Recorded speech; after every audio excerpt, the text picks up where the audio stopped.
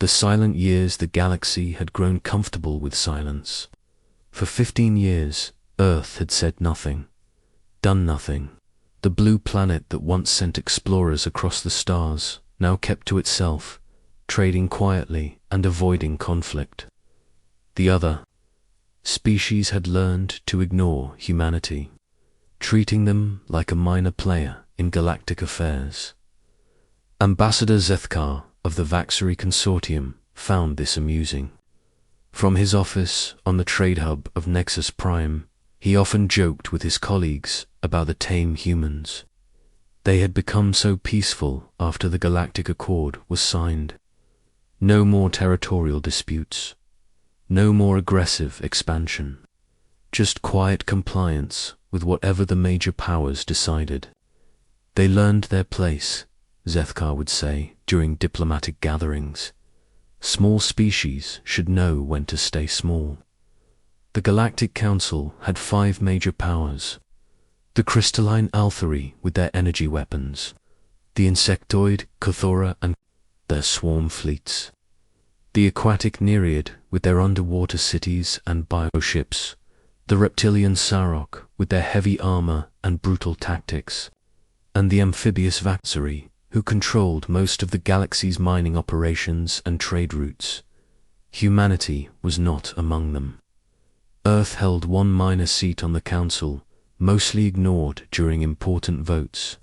Their representative, a quiet woman, named Director Lisa Park, rarely spoke during sessions.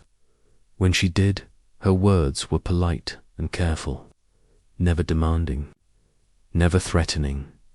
This is why nobody paid attention when trouble started at Kepler Station. Kepler Station was humanity's pride, a research facility built in the orbit of a dying star, studying stellar physics and developing new energy technologies.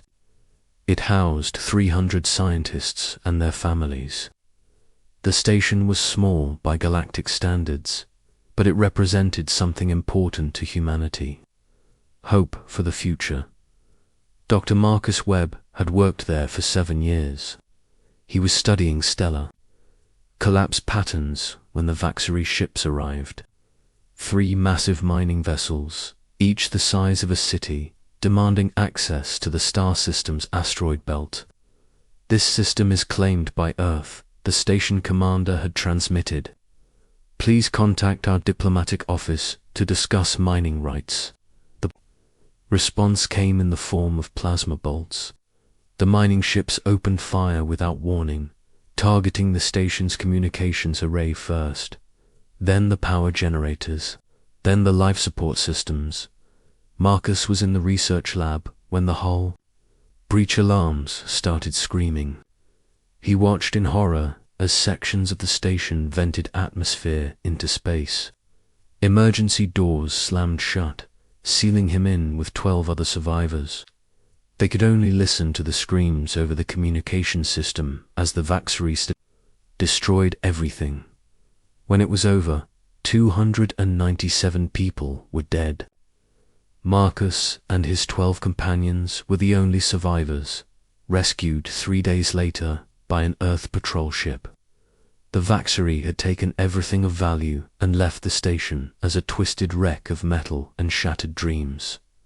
Director Park brought the incident before the Galactic Council. She stood at the speaking podium in the Great Chamber, her voice steady despite the magnitude of what she was reporting. The unprovoked attack on Kepler Station was an act of war, she said. We demand justice for the murdered civilians and compensation for the destruction of our facility. The council chamber was filled with the sounds of translator devices, converting her words into hundreds of different languages. But when she finished speaking, the response was predictable. Ambassador Zethkar rose from his seat, his amphibious features showing what passed for amusement among his species. The Vaxery Consortium regrets any misunderstanding. Our mining vessels reported encountering a derelict station in unclaimed space. They conducted a standard salvage operation, unclaimed space. Director Park's voice remained calm, but those who knew her could see the fury in her eyes. Kepler Station had been broadcasting Earth's territorial claim for over a decade. Claims require enforcement, Zethkar replied smoothly. Perhaps Earth should have stationed proper defense vessels in the system. The other major powers said, nothing. The Althari representative examined her crystalline fingernails. The Cathora delegate's compound eyes showed no emotion. The Nereid ambassador studied data on his tablet. The Surrock delegate appeared to be sleeping. Director Park looked around the chamber, seeing the indifference on every face. These species had divided the galaxy among themselves long ago. Humanity was an afterthought, not worth considering as equals. We withdraw our complaint, she said finally, but we will remember this day. Zethkar's throat sac inflated with what passed for laughter among his kind. Of course you will. Humans are good at remembering, not so good at acting. Director Park walked out of the chamber without another word. Behind her, the representatives of the major powers returned to discussing more important matters: trade, disputes, territory boundaries, mining quotas. The death of 300 humans was already forgotten, but Earth remembered. 3 weeks later, every major communication network in the galaxy received the same transmission. It appeared on military channels, civilian broadcasts, emergency frequencies, and even private messages. No one could block it or trace its origin. The signal was too sophisticated, too widespread. The message was simple. A single human face appeared on every screen. Director Park, looking directly into the camera with eyes that seemed to stare into the soul of everyone watching. This is Earth's final warning to all galactic civilizations, she said. Her voice was calm, but there was something different about it now, something cold and final. For 15 years, we have sought peace. We have accepted insults. We have endured aggression. We have shown mercy when mercy was not deserved. The transmission continued without interruption. Across the galaxy, beings stopped what they were doing to watch. Something about the human's tone demanded attention. The massacre at Kepler Station was the final provocation. 300 innocent people died because we were seen as weak, because we chose diplomacy over violence, because we believed that reason could triumph over greed. Director Park leaned forward slightly, and every viewer felt as if she was speaking directly to them. We were wrong. The galaxy does not respect peace. It only respects strength. Very well, we will show you strength. The image shifted to show Earth itself, the blue and white planet turning slowly in space. But something was different. Orbital platforms that had never been there before now ringed the world. Massive construction yards floated in the darkness, building ships of designs no alien had ever seen. For 15 years, while you dismissed us as harmless, we have been preparing. Every insult you gave us was recorded. Every act of aggression was noted. Every display of contempt was remembered. The camera returned to Director Park's face.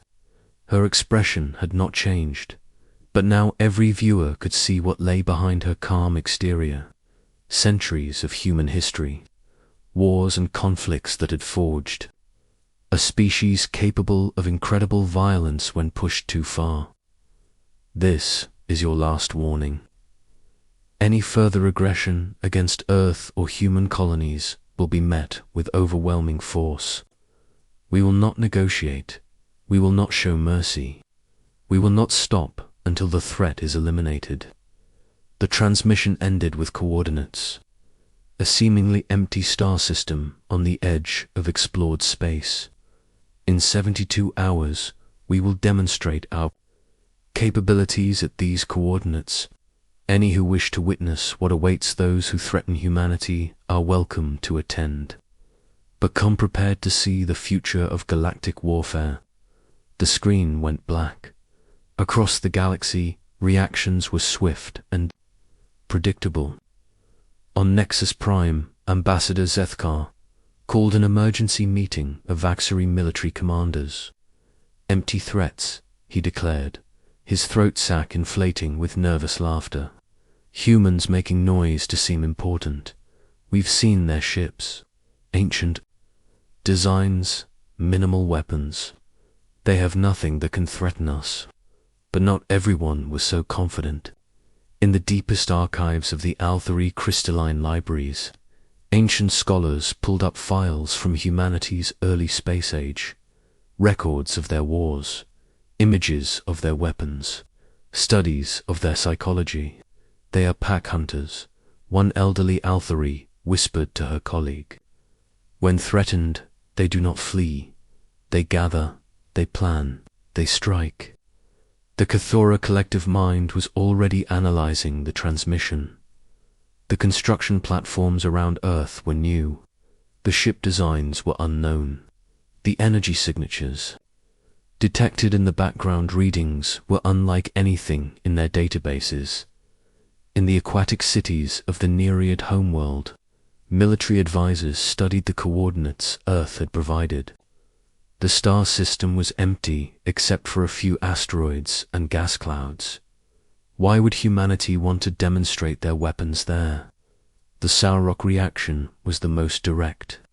General Thakma ordered a fleet to the coordinates.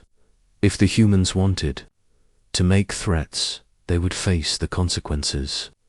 The Saurok had never backed down from a fight, and they would not start now as the 72-hour deadline approached. Fleets from all major powers converged on the empty system. They came not out of fear, but out of curiosity. What could the weak humans possibly show them? Admiral Sarah Chen stood on the bridge of the shadow ship Silent Thunder, watching the alien fleets gather through her stealth sensors. Her ship was invisible to their detectors, hidden among the gas clouds and asteroids. Around her, 11 other stealth ships waited in perfect silence. Admiral, her communications officer reported, "We're detecting 47 capital ships from 5 different species. They're maintaining safe distances from each other, but they're all watching the demonstration coordinates." Chen nodded. She was a small woman with grey hair and steady hands, but her eyes held the weight of 15 years of preparation. 15 years of watching her people be dismissed and insulted. 15 years of building the tools that would change everything. Time to deadline. 17 minutes, Admiral. Chen looked at the tactical display showing enemy positions. The Vaxari had brought their largest mining conversion warships. The Saurok displayed their heavy battle cruisers. The others had sent significant forces, thinking to intimidate humanity with their presence. They were about to learn a very important lesson. Earth had spent 15 years in silence, not because they were weak, but because they were preparing. Every scientist who had ever dreamed of advanced weapons had been recruited. Every engineer who had ever designed faster ships had been given unlimited resources. Every strategic mind that had ever studied warfare had been tasked with one goal: make sure that when Earth finally showed its teeth, the bite would be remembered for generations. "All ships report ready, Admiral." Chen smiled, but there was no warmth in it. "Then let's teach the galaxy what happens when you mistake patience for weakness." The demonstration was about to begin. When Mercy dies, the demonstration began at exactly the appointed time. The 47 alien warships positioned throughout. The system had their sensors focused on the coordinates Earth had provided. It was an empty patch of space, notable only for a few drifting asteroids. Admiral Zethkar commanded the Vaxari fleet from his flagship, the Prophet's Edge. The massive vessel bristled with mining lasers, converted into weapons and armor plating salvaged from a dozen conquered worlds. He was confident that whatever the humans showed them would be insignificant compared to Vaxi might. Sensors detect nothing at the target coordinates, his tactical officer reported. Wait, there's something. The space around the coordinates began to shimmer. Like heat waves rising from hot pavement, reality itself seemed to bend and twist. Then, without warning, 12 ships materialized from nowhere. They were unlike anything in any galactic database, long and predatory, colored in deep black that seemed to absorb starlight itself. No running lights, no identification markers, just sleek death floating in the void. Where did they come from? Zethkar demanded. Unknown, sir. They weren't there, and then they were. Our sensors show no warp signatures, no subspace distortions. It's as if they simply stepped out of empty space. On the bridge of the Silent Thunder, Admiral Chen watched the alien fleet's reactions through her tactical displays. Panic, confusion, fear, exactly what she had hoped to see. Commence firing sequence, she ordered calmly. What happened next redefined galactic warfare in the span of 30 seconds. The 12 human ships fired simultaneously, but their weapons were invisible to conventional sensors. No energy beams, no plasma bolts, no missile trails, just 12 targets that suddenly ceased to exist. 12 asteroids, each roughly the size of a city, simply vanished, not destroyed, not vaporized, erased, where solid rock had floated moments before. There was now nothing but empty space. The alien fleet's sensors went wild, trying to understand what they had witnessed. Energy readings that defied physics, weapon signatures that registered as impossible. 12 asteroids wiped from existence without a trace. Impossible, whispered General Thakma aboard his Saurok dreadnought. What kind of weapon can do that? The answer came in the form of another transmission from Earth. Director Park's face appeared on every screen in the system, her expression as calm as it had been 3 days earlier. The weapons you have just witnessed represent 15 years of focused development. While you dismissed us as irrelevant, we solved problems you never knew existed. While you fought over territory and resources, we built tools that make territory irrelevant. The 12 human ships remained perfectly still, like predators waiting for their next move. The asteroids were destroyed using quantum disintegration weapons. Matter broken down at the subatomic level and scattered across 17 dimensions. The effect is instantaneous, irreversible, and leaves no radiation signature. Several alien captains began ordering their fleets to retreat, but Director Park's next words stopped them. You came here to witness a demonstration. The demonstration is not over. The human ships moved. No engine signatures, no thruster burns. They simply began accelerating beyond anything the alien fleets had thought possible. Within seconds, they were traveling at velocities that should have been fatal to any crew. But these weren't conventional ships. They were the product of humanity's greatest minds working in perfect cooperation for a decade and a half. Inertial dampeners that eliminated GFOSAs, stealth systems that bent light and sensor waves around the hull, engines that drew power from the quantum foam of space itself. The 12 ships split into attack formations and began hunting. The first target was a Vaxri heavy cruiser that had participated in the Kepler Station massacre. The human ship appeared beside it without warning, firing a single shot that split the alien vessel cleanly in half. The two pieces drifted apart, their crews dead before they knew they were under attack. The second target was a Saurok battleship that had been involved in attacking human colonies 3 years earlier. This time, the human ship didn't fire. Instead, it simply touched the alien vessel's hull. Molecular acid ate through the armor in seconds, and the battleship collapsed inward like a deflating balloon. The third target tried to run.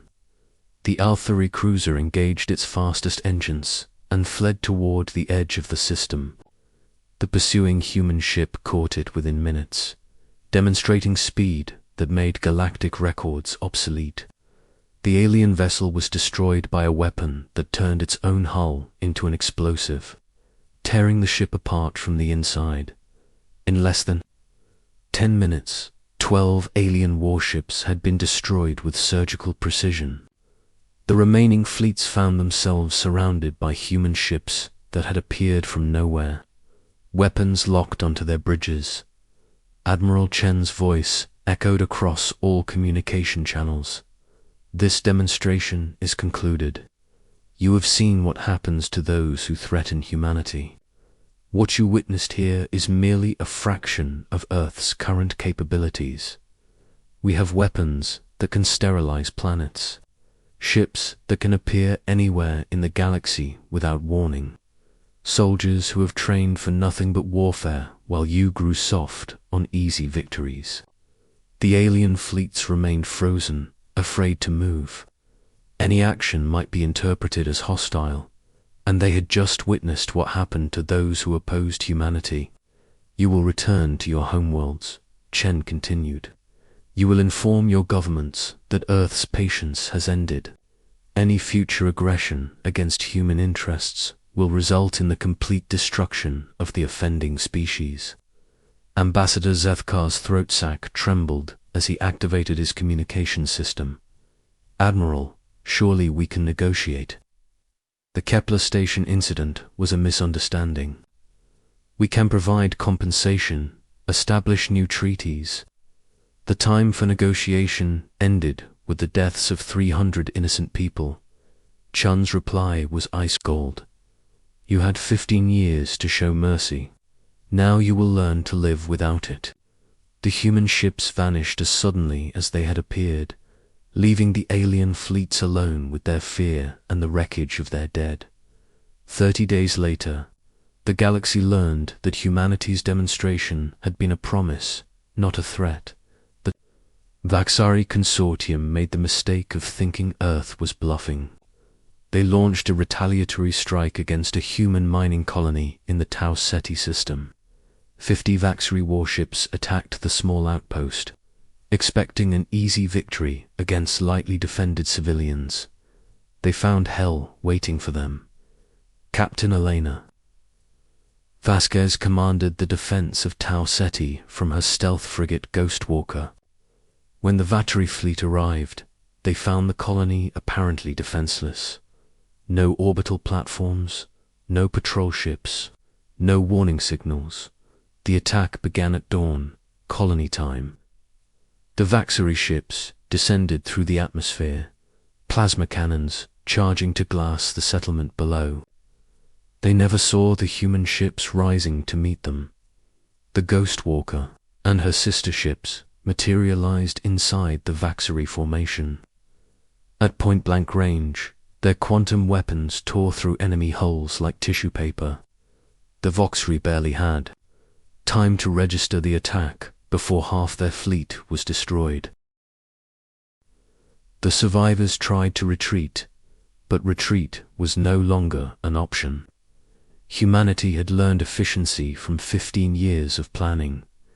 Every shot was calculated, every movement was precise, every kill was clean and final. Within an hour, 50 Vaxari warships had been reduced to debris raining down on Tau Ceti's surface.